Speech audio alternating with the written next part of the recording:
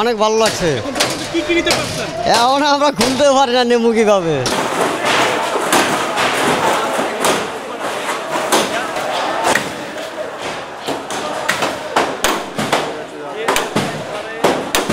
অনেক ভালো লাগছে।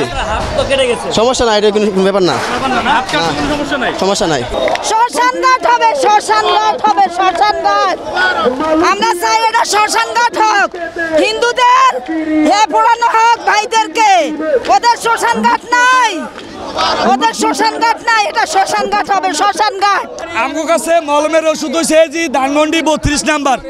আজকে যেই মলম দিছি আমরা, এই মলমের প্রতিক্রিয়া হাসিনা নিতে পারবো না, আজীবন জ্বলবো আর জ্বলবো, জ্বলবো আর জ্বলবো।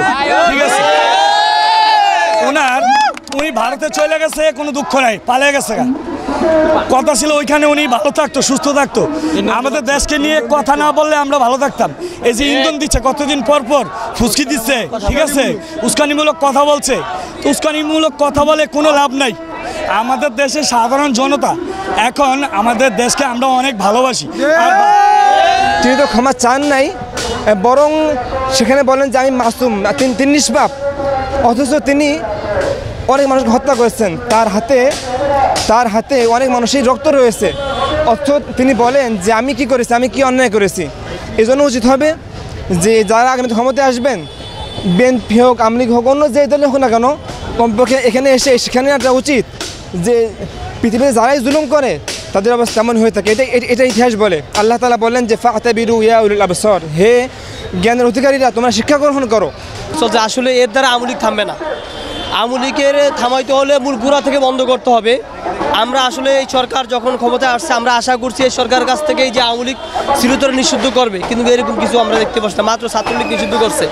আবার কেউ বলতেছে যে আওয়ামী লীগকে আবার ফিরে আনা হোক, তাদেরকে নির্বাচন করার সুযোগ দেওয়া হোক।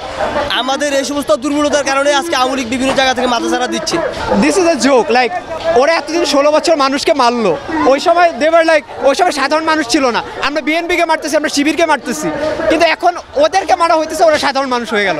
ওদের আর কোনো মানে অ্যাফিলিয়েশন নাই, পলিটিক্যাল অ্যাফিলিয়েশন নাই, দে আর লাইক সিভিলিয়ানস। আমি উত্তরা থেকে আসছি, প্রথমে গেছি সুধা সদন, ওখানে দেখলাম। এখন আসলাম 32 নম্বরে, দেখলাম তো এই তো ধ্বংসযজ্ঞ যা আছে, কত ধ্বংস করে তো লাভ নাই। এই দেশে বহুত মানুষ বস্তিতে আছে, বাস্তিওয়ারা আছে, ওদেরকে এখানে এসে পুনর্বাসন করক, সেটাই সরকার কাজ।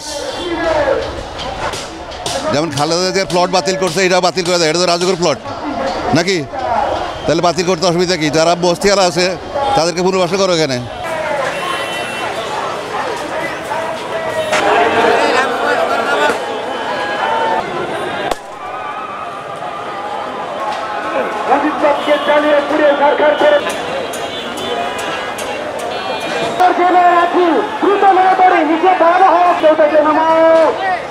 নিচে আগুন, কেউ থাকলে নামাজ